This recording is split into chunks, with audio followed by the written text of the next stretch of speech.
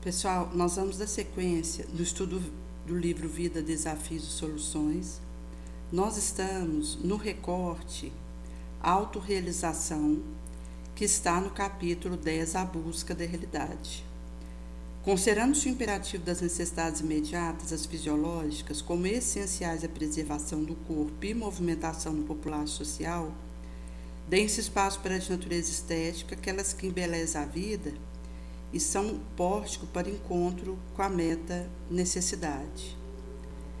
Então, ela vai trazer que é uma postura onde o indivíduo ele irá em busca de avançar.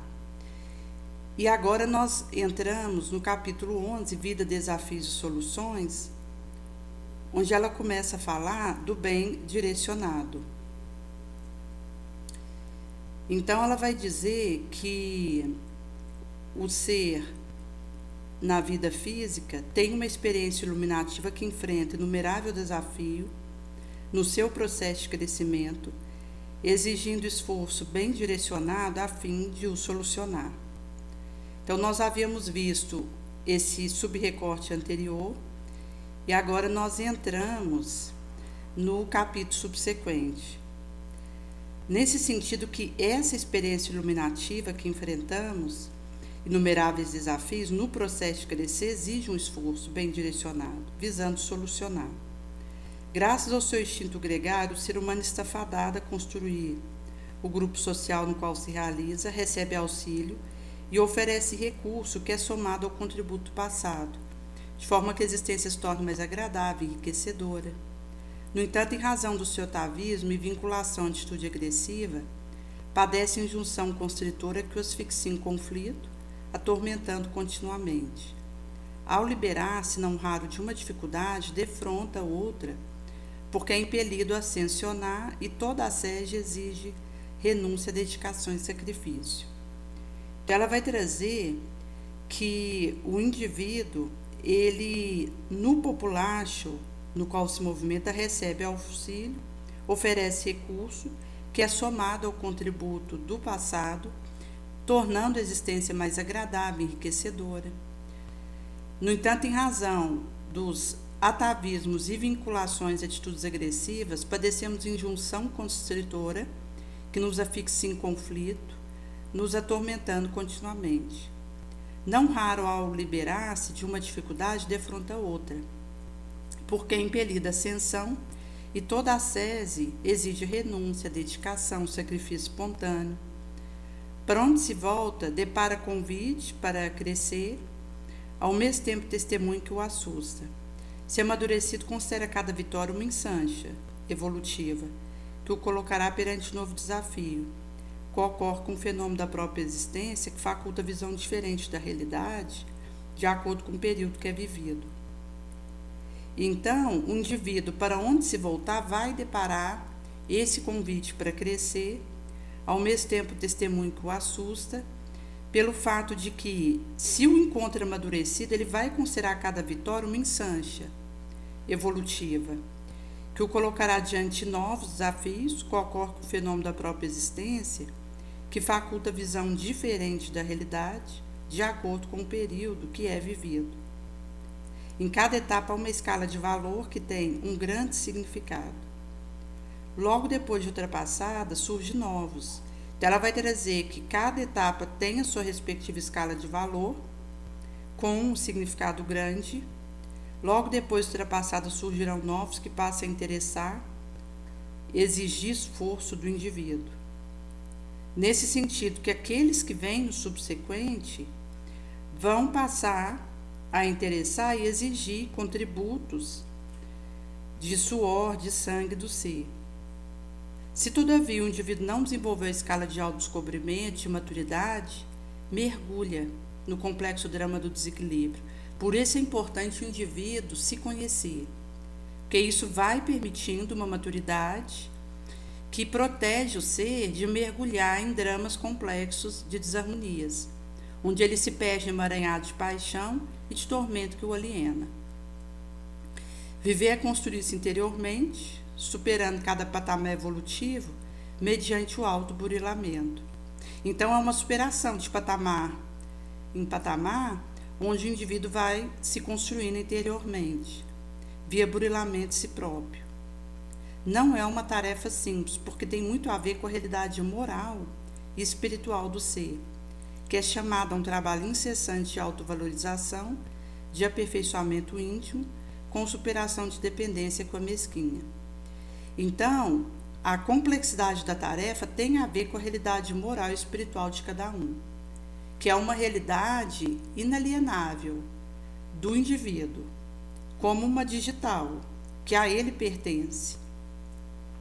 Isso significa que ele é chamado a um trabalho incessante de autovalorização, de aperfeiçoamento íntimo, visando superar a dependência com a mesquinha. Porque toda viciação, toda codependência, apego, dependência, carência, tudo isso, o narcisismo, salvacionismo, as situações que acontecem de alterações mentais em nós, significam dependências que nos amesquinham, que nos abaixam a nível de vibrações difíceis, sombrias.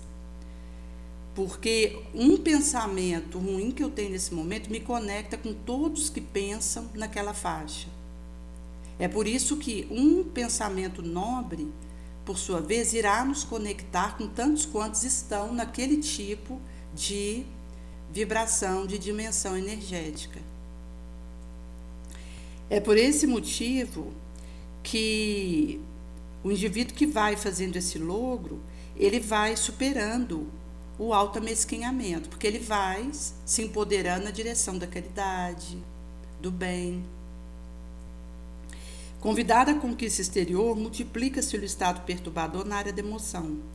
Estado fóbico, complexo de inferioridade ou de superioridade, egolatria, narcisismo, inquietação quanto ao porvir, ressentimento, carência afetiva, transtorno psicótico neurótico e variada gama, que não sabe como administrar em razão da falta de hábito de se adentrar interiormente, visando saber exatamente o que deseja da atual existência.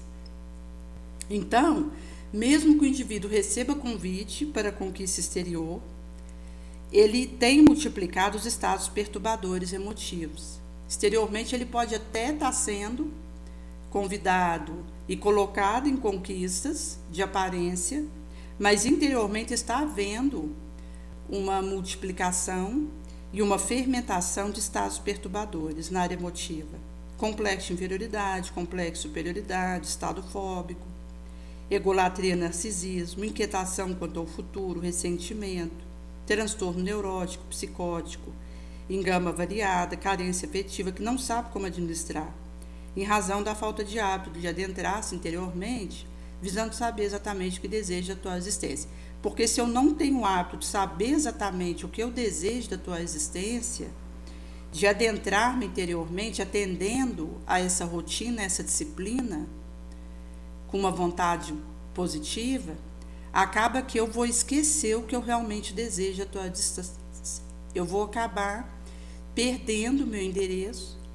E isso significa que a conquista externa, aquilo que é demanda exterior, vai esmagar a minha essência. Porque eu não tenho lembrança, pela falta do hábito de viajar interiormente, para poder refrescar minha memória acerca do meu propósito existencial. Por isso que o contato do indivíduo consigo mesmo, o autoconhecimento, é essencial. Porque isso vai nos recordando quem nós somos, para o que nós estamos encarnados na Terra.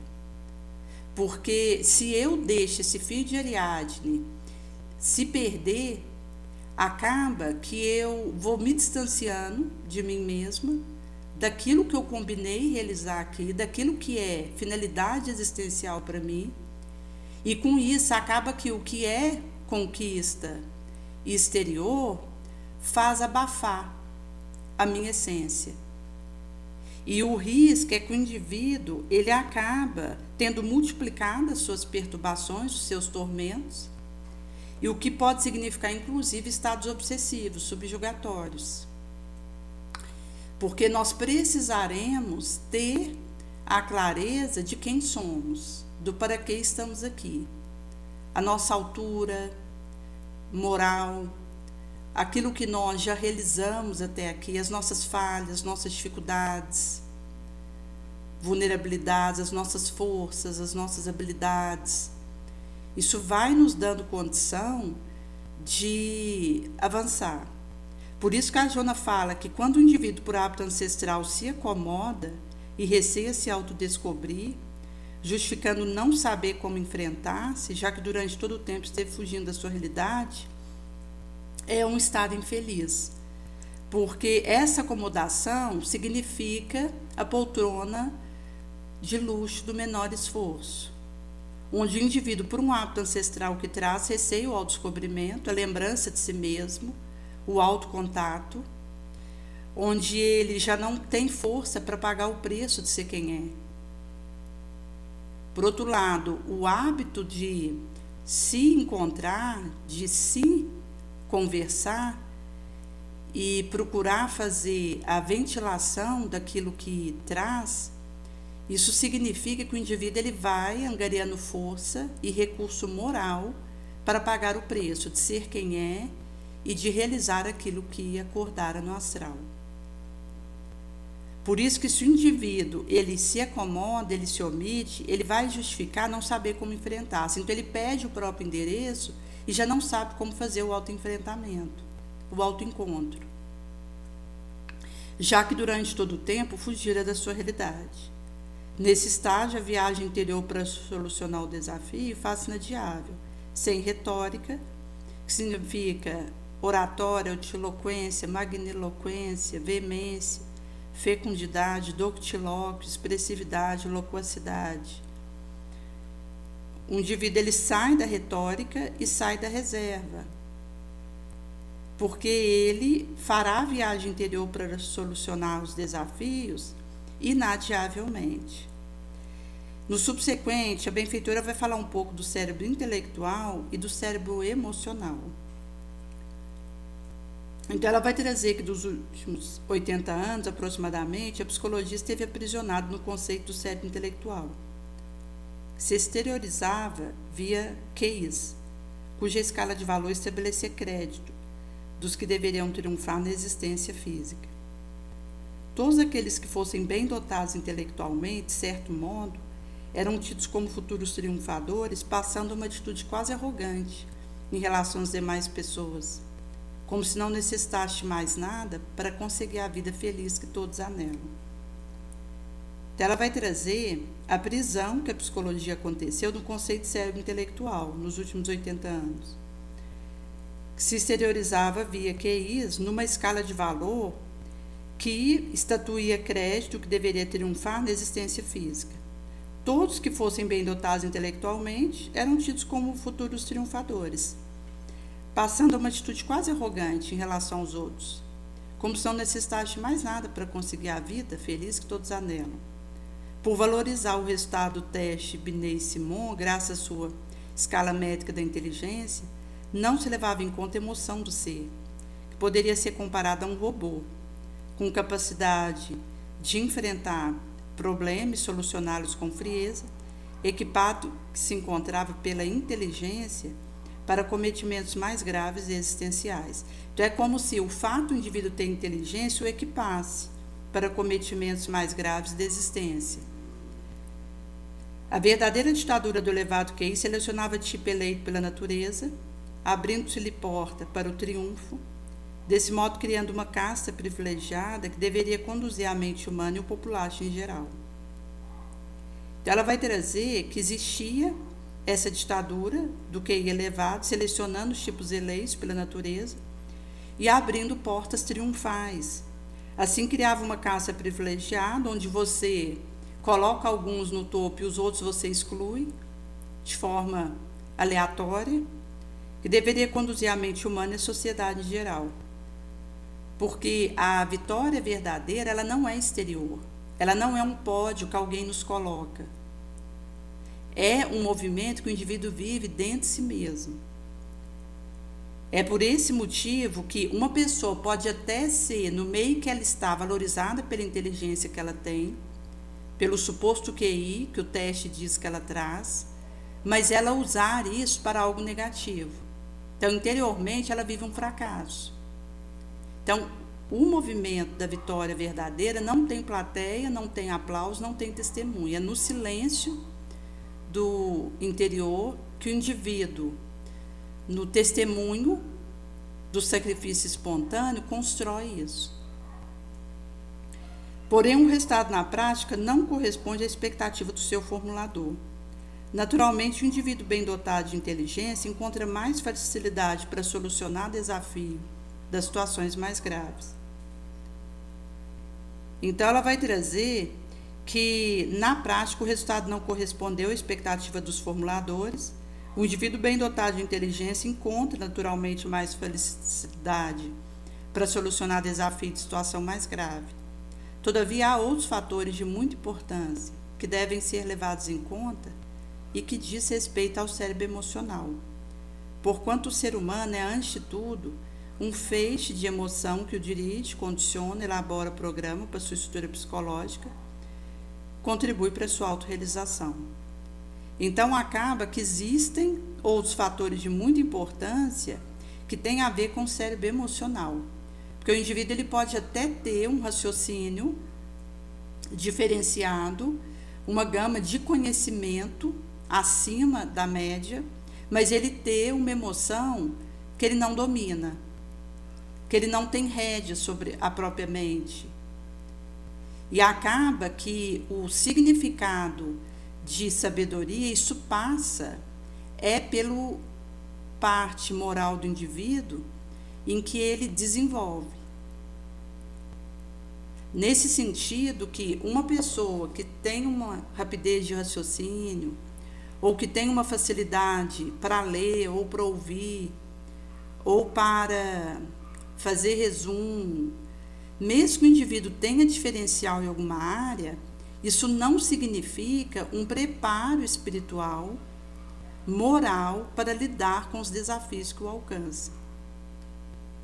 O que representa esse tipo de conquista é aquilo que o indivíduo consegue realizar no seu interior, na abordagem com a própria mente, na forma como ele usa os recursos que tem. É nesse sentido que, do momento que o indivíduo consegue fazer isso, é porque ele está conseguindo um equilíbrio, uma gestão emotiva, que é o que a Joana traz aqui do cérebro emocional. Por esse motivo que somos feixe emotivo que nos dirige, condiciona, elabora programa para a nossa estrutura psicológica, contribuindo para a nossa autorrealização. Foi possível observar com o passar do tempo que indivíduos superdotados não lograram o êxito desejado, por falta de vontade para lutar, por acomodação, eleição de outros valores, prazeres que dificultaram na conquista do bem-estar. Então, ela vai trazer a observação com o passar do tempo de seres superdotados sem lograr êxito desejado, seja por falta de vontade para lutar, acomodação, eleição de outros valores, prazeres, que dificultou na conquista do bem-estar. Ao mesmo tempo, outros com menor capacidade intelectual, variando entre 90 a 100, conseguiram realizar-se em face da tenacidade, esforço moral para alcançar patamar, que se prometeram, e não pararam de lutar sem atingir. Só é ter sido encontrado aqueles que alcançaram expressivo QI de 160, não obstante ser dirigido por outro que não passara de 100. Então, ela traz esse recorte que diz que, mesmo a pessoa tendo uma baixa capacidade intelectual, ela pode lograr realizar e realizar-se, e inclusive passar à frente nos feitos positivos que ela perpetra, em face da sua tenacidade, o seu esforço moral para alcançar patamar, que ela prometeu a si mesma e não parou de lutar sem atingir, que é essa persistência, que também é humildade, porque quando o indivíduo ele se propõe algo nobre e persiste, ele acolhe aquela experiência, ele paga o preço dela. Isso é humildade, é resiliência. Nesse sentido, que tem sido encontrado quem alcançou expressivo QI, não obstante dirigido por outro que não passara de 100, fato das habilidades relacionais e emocionais serem fundamentais para o êxito do ser humano, não apenas resultante da sua inteligência. Então, ela traz a habilidade emotiva e de relação, que tem a ver com o cimento do êxito do ser e não apenas o resultante da sua inteligência. Então, defrontamos no momento uma nova proposta, dizendo respeito ao desenvolvimento da inteligência interpessoal, que se responsabiliza pelo relacionamento social, pela observação e acompanhamento de ocorrência, pela capacidade de poder discernir, respondendo de forma consciente ao variado estado espiritual, diferente temperamento com o qual devemos lidar, ao cuidado que devemos ser direcionados no trato com as demais pessoas, que extrapola a robotização intelectual. Então, ela vai trazer dessa proposta nova, que diz respeito ao desenvolvimento da inteligência interpessoal. Se responsabiliza pelo relacionamento social, observar e acompanhar a ocorrência, maneira como o indivíduo aprende com o que acontece, capacidade de poder discernir, respondendo conscientemente ao variado estado espiritual, porque ele tem a percepção das variadas condições espirituais e responde de forma consciente. Então, é uma lucidez, é um equilíbrio, é um domínio da lucidez, onde o indivíduo ele tem esse ponto de apoio. Então, dominar e gerir a lucidez, a sua mente, é uma condição que coloca o indivíduo em condições de discernimento, de escolhas melhores, porque eu poderei, a partir dessa disciplina da minha lucidez, ter condições de atuar positivamente. Também é o diferente temperamento com o qual devo lidar. O indivíduo percebe que cada um é diferente do outro, está numa condição de vida diferente, numa realidade distinta. Então, ele tem essa condição de lidar com diferente temperamento. Porque, às vezes, a gente, quando está lidando com uma pessoa, é mais fácil, mas quando a gente tem que lidar com um grupo em que cada um tem um temperamento diferente e está numa situação diferente, a gente tem que redobrar o cuidado. Primeiro, para que a gente não generalize o que está acontecendo ali, porque cada qual é qual. E acaba que, às vezes, o fato de uma pessoa naquele grupo não falar a mesma linguagem dos outros, não significa que ela esteja se omitindo. Às vezes ela está silenciando para não criar uma confusão, porque ela está colhendo o que o grupo traz. Por esse motivo que a generalização, ela confunde, ela é mentirosa. Porque num grupo, cada um traz uma realidade diferente, e quando a gente tem que lidar com várias pessoas, é o momento que a gente precisará fazer funcionar esse discernimento, essa lucidez, essa sabedoria moral. Porque naquele grupo que está ali, cada um tem uma escolha, tem uma maneira de lidar com o que acontece. E nem sempre o silêncio e a omissão de alguém, às vezes, é a melhor resposta, é a melhor escolha do outro. E mesmo aquilo que foi decidido por uma maioria, pode ser que tenha alguns daquele grupo que não aderiu.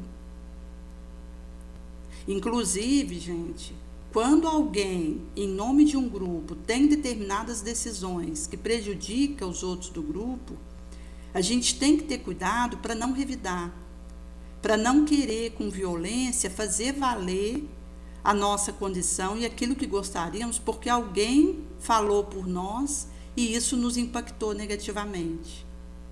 Por exemplo, se a gente considerar nações que estão em guerras, geralmente são um grupo minoritário daquela nação que escolhe entrar numa guerra e mandar um bombardeio e acaba recebendo, porque guerra é assim, um manda, outro manda, a situação não termina, porque a vingança ela é insaciável.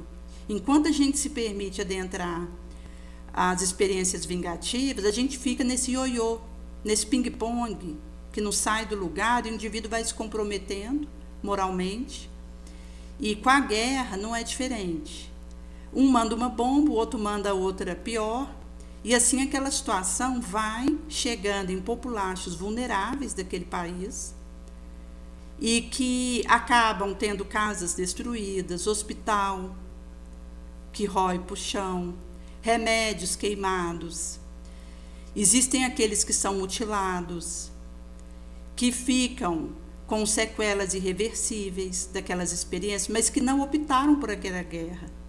Houve um grupo minoritário que falou por aquela nação, escolheu entrar naquele conflito, mas cujas consequências são piores para aqueles que não participaram daquela decisão. É o momento da gente ter cautela, porque se por um momento eu não optei entrar na guerra, significa que eu estou mantendo o meu coração pacificado, conseguindo dar o perdão. Se eu me revolto contra aquele que optou e devido a quem eu estou sendo agredida, eu adentro a mesma vibração nociva. E acaba que, como nós somos seres gregários e vivemos em populaços, isso acontece muito. Porque as pessoas fazem grupos, seja de estudo, seja para decidir algo politicamente, seja para fazer uma atividade de mutirão na rua. As atividades que nós fazemos, elas são comunitárias. Existem divisões de serviços, de setores e distribuições de variada gama para o trabalho que cada qual realizará. Então, é comum a gente perceber que alguns daquele grupo pode decidir pelos outros, e se for uma decisão negativa, os outros vão ser impactados negativamente. Então, é a hora da gente perdoar também, porque isso acaba acontecendo devido ao fato de nós vivermos em sociedade. Então, Jesus, quando ele vem trazer para nós essa proposta, ele diz que o coração pacificado, aquele que perdoa 70 vezes 7, é livre. Por isso, ele havia nos dado essa orientação, porque Jesus sabia que não bastaria perdoar uma vez. Quando Jesus traz a simbologia do 70 vezes 7, que significa infinitas vezes, ele está nos mostrando que precisará ser uma disciplina, um hábito internalizado, liberar o perdão. Porque, inclusive, quando o indivíduo tem essa sabedoria emocional, que é esse cérebro emocional amadurecido que a Joana traz nesse recorte, ele conseguirá, em meio a essas situações que vive, não guardar ressentimento, e por isso ele vai conseguir contribuir melhor. É por esse motivo que ela vai trazer para nós que o desenvolvimento da inteligência interpessoal é o que se responsabiliza pelo relacionamento social, pela observação e acompanhamento de ocorrência, a capacidade do indivíduo de discernir, o domínio da própria lucidez, responde de forma consciente ao variado estado espiritual, ao temperamento diferente com o qual deva lidar, as decisões duvidosas que acontecem em torno de si e que ele acaba indo junto com aquilo. Consegue o cuidado que deve ser direcionado no trato com as demais pessoas, que extrapola uma intelectual robotização. Porque a inteligência artificial, por exemplo, pode desenvolver muito, mas ela não substitui o ser humano. Porque o ser humano é esse espírito pré-existente ao berço e que continuará após o túmulo, que teve início, mas não terá fim, que segue um jornadear evolutivo, que adentrou o pensamento contínuo e que nesse estado, quanto mais inteligência e conhecimento o indivíduo adquire, acumula, maior a sua responsabilidade, maior o seu livre-arbítrio. Nós não podemos responsabilizar uma inteligência artificial por um erro que vai gerar para essa inteligência artificial expiação, que ela precisará passar para viver o arrependimento, o resgate, a cura, porque é uma robotização, é uma maquinaria sem vida própria. O ser humano Não, ele tem o livre-arbítrio, ele tem, portanto, a responsabilidade por aquilo que ele realiza e que gera consequência legítima para esse ser. Por esse motivo que a Joana vai trazer, que isso extrapola uma robotização circuitária. Assim, é necessário harmonizar nossa emoção, pensamento, de forma a se ajudar mutuamente. A emoção dá calor à razão, por sua vez oferece entendimento ao coração, evitando sempre permanecer em uma única vertente da realidade que constitui o ser humano. Então, ela vai trazer que essa harmonização entre pensamento e emoção, de forma a se ajudar mutuamente, dando-se as mãos, onde uma mão lava a outra e as duas lavam o rosto, a emoção dará calor à razão, que por sua vez oferece entendimento ao coração. Então, se por um momento o indivíduo com emoção aquece a razão, essa por sua vez oferece entendimento ao coração, evitando permanecer em uma única vertente da realidade que constitui o ser humano, que é enganadora. Até porque a visão é o sentido que a gente mais erra. Isso significa que as nossas percepções de realidade podem ser enganosas. Por isso que a gente tem que ter cautela com aquilo que aparentemente está acontecendo ao nosso redor. Devido ao fato de que enganos, engodos podem acontecer, obnubilações. A emoção, naturalmente, quando mal direcionada, perturba o pensamento, dificulta a concentração e trabalha em sentido diferente do intelecto. Então, se existe um mau direcionamento da emoção, isso vai perturbar o pensamento, vai dificultar a concentração do indivíduo e vai trabalhar em sentido diferente do intelecto. Por isso, o indivíduo ele pode sentir essa pressão dilaceradora, ele pode experimentar que parece que ele está sendo a perna puxada para um lado e a cabeça para o outro. Da mesma forma, a inteligência lógica e fria cria obstáculo à doação afetiva, à concentração emotiva, torna o indivíduo destituído de sensibilidade e amor. Então, ela vai trazer que essa inteligência lógica fria obstaculiza a doação afetiva, a concentração emocional, porque o indivíduo ele não consegue esse aquecimento para poder lidar com essas questões, torna esse ser destituído de sensibilidade, de amor. Ele pode expressar toda a beleza, escrever toda a harmonia, narrar toda a grandeza da vida, sem nada sentir, fazendo apenas de forma sem vida intelectual. Por isso que a Joana vai trazer que na predominância de emoção, inclusive, sob o prisma das diferentes psicopatologias, a sensação predomina, que é um outro aspecto difícil para nós, porque como a gente transitou milênios por faixas primevas, evolutivas, a gente tem a predominância de sensação devido ao fato do indivíduo estar ainda no fisiológico. Aquele que vai elevando vai saindo disso, vai rompendo com essa faixa inferior e vai conseguindo se elevar, purificar a mente. Mas, no caso da psicopatologia, a sensação predomina e o descontrole emotivo é grande, que traduz transtorno mental, que se reflete no comportamento alienado. Quer dizer que o transtorno da mente aliena o comportamento. Ou seja, se eu não consigo harmonizar minha mente, o meu comportamento se fará alienado. E, inclusive, a percepção que eu tenho daquilo que eu faço. Porque o indivíduo, chegando aqui, ele pode realizar algo péssimo, que prejudicou outras pessoas e achar que foi ótimo. Inclusive, Kardec, ele tem uma oração traga para nós, em que ele coloca os erros na avaliação do que obtemos, que é um risco que todos nós corremos. Porque quando a gente analisa aquilo que a gente faz e a nossa conduta, eu preciso estar sob um prisma de harmonia mental, para que eu tenha condições de fazer a análise disso e para que eu possa sair da alienação e dos riscos que ela me traz, das suas rondas.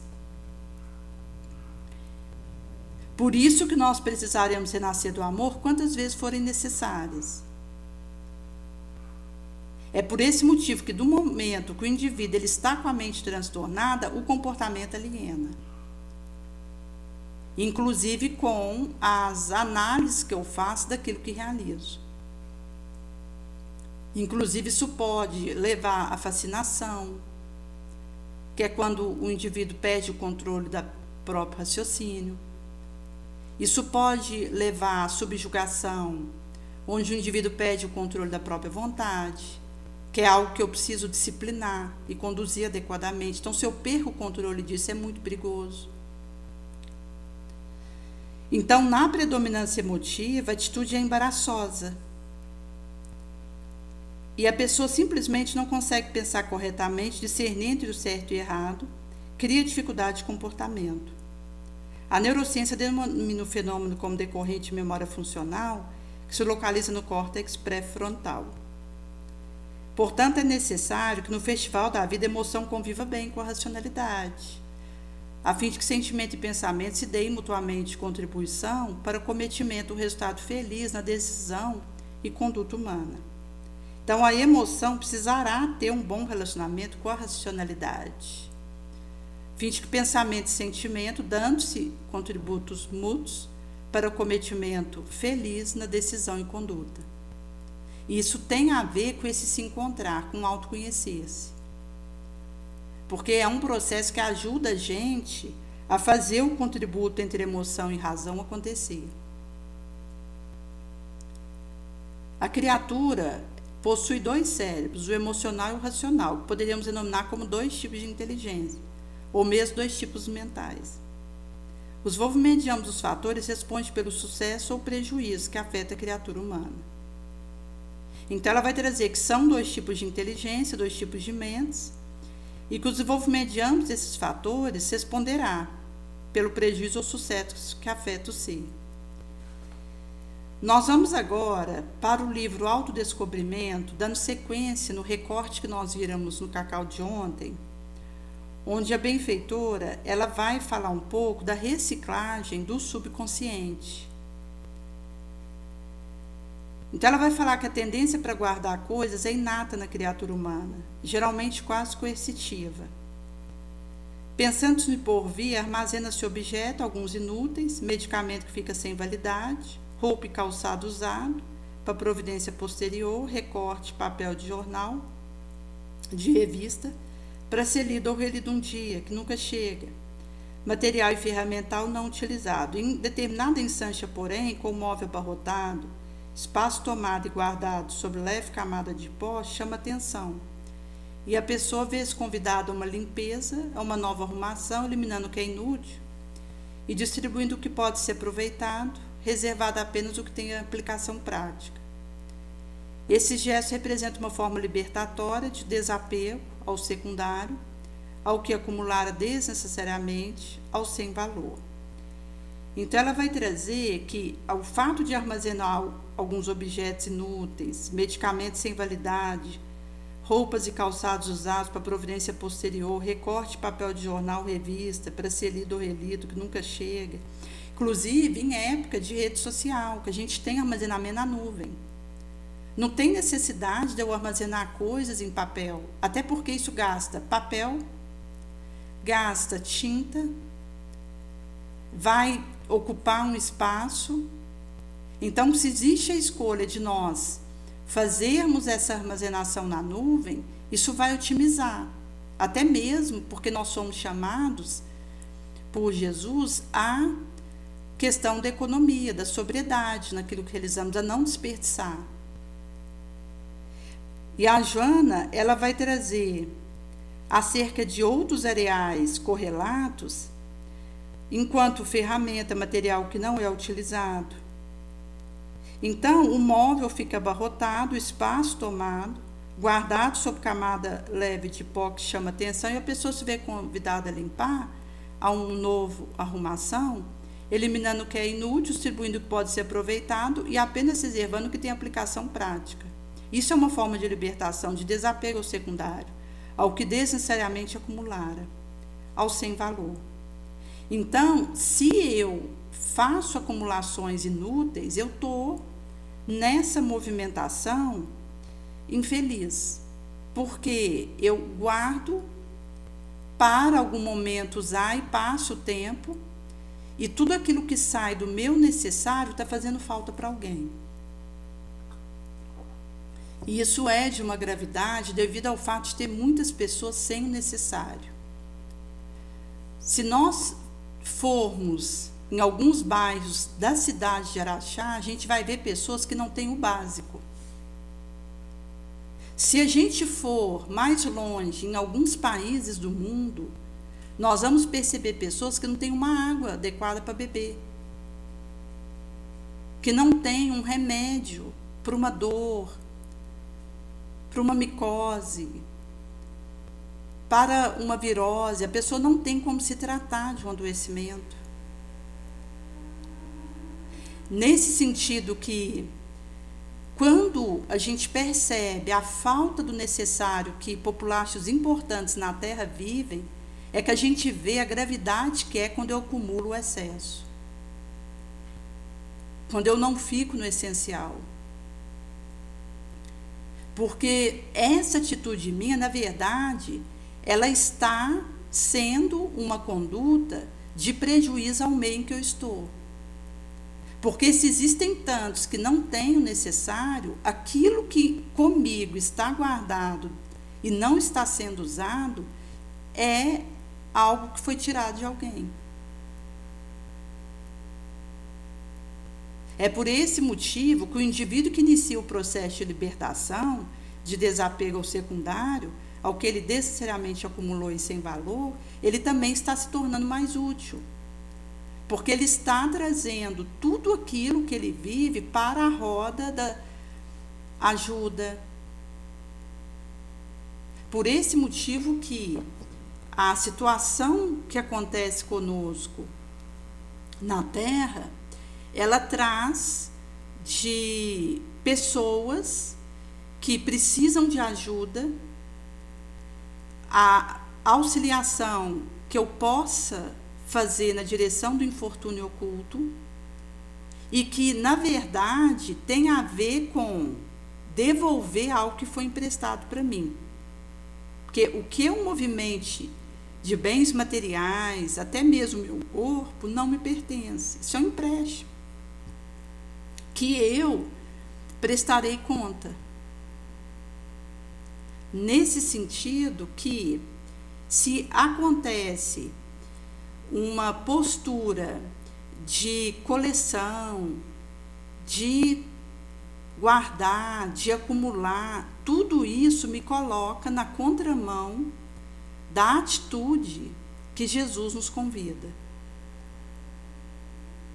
Inclusive nos aspectos financeiros. No Brasil, a gente tem muitas pessoas que precisam de auxílio, aposentadoria ou auxílio doença, que esse benefício é cortado pelo governo, a pessoa fica sem ter condição de comprar o que ela precisa e depende daquele tipo de recurso e é cortado. Até mesmo a questão da corrupção, que tira de milhares de pessoas alimento, remédio, moradia, atendimento médico. Então, são situações que estão aqui, que não é algo distante, que se passam próximas de nós e que pedem a nossa atitude de sermos aqueles que colocam os bens que têm emprestado a título precário para auxiliar. Nesse sentido que, mesmo a questão das indústrias na Terra que lucram, das máfias que existem, porque quando a gente fala em lucro na Terra, são máfias, seja para o que for. Então, aquelas indústrias que visam exclusivamente o lucro, que não estão preocupadas com o bem-estar do outro, com a saúde do outro, com a dignidade do ser humano são máfias criminosas. Porque se eu instituo uma empresa apenas visando encher meu cofre, mesmo que à custa do adoecimento de alguém, do desequilíbrio de um ser, de um transtorno que isso vai gerar num populacho, eu estou numa ação criminosa, assassina. Em sendo assim, a gente tem na Terra várias indústrias assassinas por terem como objetivo apenas o lucro. Que, ao mesmo tempo, para lucrar mais, desenvolve produto e vende insumos e substâncias que enlouquecem, que desnorteiam, que desesperam, que suicidam os outros. Porque existem determinadas situações na Terra que as pessoas, ao aderirem àquilo, elas viciam aquela situação e isso as leva, inclusive, para aquele que tem tendência suicida, a piorar o quadro de ação autoexterminadora.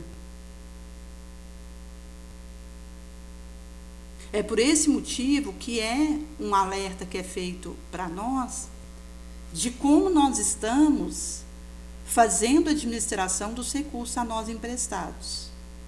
Se eu estou multiplicando isso para lenir a dor, que graça,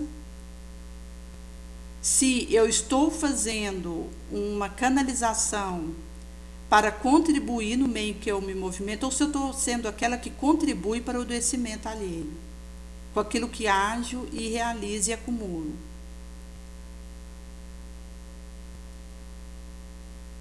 É nesse sentido que a Joana vai trazer que periodicamente é imperioso uma atitude enérgica, equivalente em relação ao depósito do subconsciente, favor de autorização. Retirar um entulho psíquico torna-se fundamental para uma saudável existência. Então, ela vai trazer essa equivalência daquilo que é material e da canalização que o indivíduo precisará dar para isso, a atitude enérgica em relação ao depósito subconsciencial, favor da autorização, onde a gente retira entulho psíquico, fundamental, pedra angular para uma existência saudável. O passado influencia o presente. Quanto mais seja conscientizado e eliminado de forma coerente e lúcida, tanto melhor para a planificação do porvir. Então, ela vai trazer que o passado vai influenciar o presente. Se o indivíduo conscientiza isso e elimina de forma coerente e lúcida, porque o que acontece, a influência do pregresso vai acontecer, a revelia de nós. Mas se eu consigo conscientizar isso, diluir, dissolver e eliminar com coerência essas questões, melhor para a planificação do porvir. Um discípulo que tiver a residência com tudo quanto nela havia destruída pelo fogo, queixara-se ao seu mestre a desgraça de que fora objeto.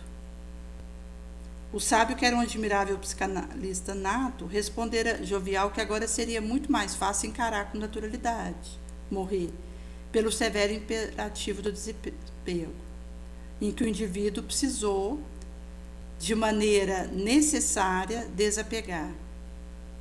Deixar que o fogo da lucidez destrua a residência da paixão, onde o indivíduo ele domina a lucidez, deixando que esse fogo, pelo conduzimento adequado que ele dá para essa lucidez, ele deixa que essa chama destrua a residência passional, onde cada um se esconde, onde está condimento neurótico e fixação tormentosa. É imprescindível para encarar a existência sem disfarce, o sentimento aberto, outro valor, nova conquista. Então, ela vai trazer que o fogo lúcido, destruindo a residência passional, onde cada qual se esconde, onde está condimento neurótico, fixação tormentosa, monoideia, forma pensamento, simbiose espiritual, energia viciada, ovoide, chip, faz-se imprescindível para encarar a existência sem disfarce e ir retirando de nós essas situações, com essa chama da sabedoria, onde o indivíduo consegue encarar a existência sem disfarce, com o sentimento aberto do valor, a nova conquista. Porque a lucidez, ela tem poder, ela tem força, que ela carrega. Então, é essa chama que consegue ir destruindo essa residência dos nossos enganos, dos nossos neuróticos condicionamentos, dos condimentos de transtornos que trazemos, de tormentosas fixações, em que o indivíduo, inclusive, ele consegue fazer um areal impoluto na sua mente, na sua lucidez, para que ele consiga encarar a existência sem disfarce. O sentimento aberto, outro valor, a nova conquista. Portanto, é necessário se penetrar mentalmente, avaliar a impressão infante arquivada, pessoa modelo gravada, choque não absorvido, fantasma criado pela imaginação e medo cultivado pela fantasia lúdica, reavaliando-lhe significado e selecionando, de modo a libertar-se de todos aqueles que sejam afligentes, e preservando a impressão enriquecedora, aquela que proporciona bem-estar. Então, é nesse sentido que a benfeitora vai trazer para nós aquilo que nós precisaremos ir diluindo e dissolvendo do nosso mapa mental. Por esse motivo que o Kardec ele vai trazer para nós que o ser humano ele precisa ter horror ao mal. É preciso que nós cortemos isso na raiz. Por esse motivo que quando o indivíduo ele se torna proposto com esse assunto, ele vai multiplicar a sinapse dendrítica neuronal, esse lava-jato espiritual vai higienizar a alma, curar a infecção fluídica, simbiose espiritual. Então, grande luz, essa tonalidade suave vai penetrar, deixando de entrar pelo centro coronário, invadindo o aparelho circulatório, a partir do cérebro, toma o organismo e libera de energia deletéria, que faculta a instalação de micro-organismos destruidor, o chip ovoide, larva mental, forma pensamento e de outro porte, que contribui para surgir enfermidade degenerativa. A força mental empurra o impedimento que a luz encontra na artéria, veia, vaso, todo o corpo interiormente se torna uma torrente luminosa. O espírito, ao se unir ao corpo, conserva o que é próprio de sua natureza espiritual. Por isso que na mentossíntese, dessa luz prateada, dourada, calmante, serena, pacífica, suave, confiante e segura, é uma tarefa salvacionista que dissolve energia viciada, vitimismo obsessivo, gravame kármico, porque mesmo que o indivíduo traga uma situação de outra existência kármica, ele vai conseguindo com essas ações bonosas e diminuindo a sua cota de débito e aumentando a sua cota de crédito. Apto humanitário, generoso de auxiliar, nos faz credor do auxílio que recebemos. Então, vai acontecendo essa impolutação da energia, que vai purificando, elevando. E a gente vai conseguindo perceber aquilo que, ao falar, a gente associa beneficamente. Então, o indivíduo ele vai pensando melhor, com mais sabedoria, sentindo melhor, dominando melhor sua emoção. Ele vai conseguindo se afastar da sensação, tendo essa subida, pairando acima disso. E ele vai conseguindo falar dignamente, edificando. E isso significará uma ação correta. Por esse motivo que é necessário penetrar mentalmente a fim de avaliar a impressão infantil que esteja arquivada. Se existe uma pessoa modelo gravada, porque se eu tenho alguém que eu fui fã desse alguém, pode ser que isso ainda esteja se reproduzindo dentro de mim. num padrão indevido. Quando nós temos como guia modelo mestre aqueles heróis das histórias de quadrinhos, de filme, de desenho, que tenham continuado conosco, a gente tem que fazer a confrontação disso. Porque isso vai interferir na minha maneira de agir, naquilo que sinto. A Joana, ela traz do choque não absorvido, onde o indivíduo viveu uma situação desafiadora que não foi diluída. Então, às vezes, esse choque, repetindo isso por muito tempo, isso gera um trauma no ser que ele não resolveu, não absorveu, curou. Então, ele fica preso a isso. Ou uma única experiência que para o indivíduo foi uma agressão muito forte. Então, aquilo fica fixado no ser e ele não consegue tirar isso da sua tecelagem, diluir isso. Também a Joana vai trazer fantasma criado por imaginação, medo cultivado por uma fantasia lúdica, porque se o indivíduo ele tem ilusões lúdicas, ele pode ter medos correlatos nessa imediação. Então, ela vai trazer que, ao reavaliar o significado e selecionar, de modo a nos libertar daqueles que sejam afligentes, preservaremos a impressão enriquecedora, aquela que proporciona bem-estar. Então, ela vai trazer essa reavaliação dos significados e seleção.